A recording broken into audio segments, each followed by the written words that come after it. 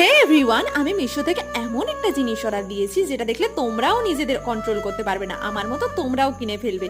দেখো প্যাকেজিংটা কত সুন্দর করে আছে, আসলে জিনিসটা যাতে ভেঙে না যায় তার জন্যই। আচ্ছা তোমরা গেস করো তো কি হতে পারে এটা, বলো বলো কি হবে। হঠাৎই মিশো স্ক্রোল করতে করতে এটা আমার চোখে আসে আর আমি চোখ বন্ধ করে বাই নাও করে দিই। So let's unboxing. 1 2 and 3।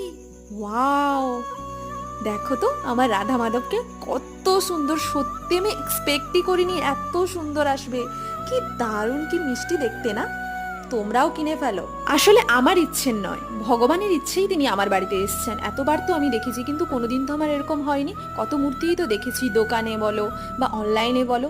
আসলে আমি কিনিনি এই কারণে যে রাধা মাধব বাড়িতে রাখলে কত কিছু রিচুয়ালস থাকে, যদি আমি না পারি। কিন্তু এবারে আমি কোনো কিছু না ভেবেই অর্ডার দিয়েছি কারণ মূর্তিটা আমার এত সুন্দর লেগেছে। হরে কৃষ্ণ, রাধে রাধে।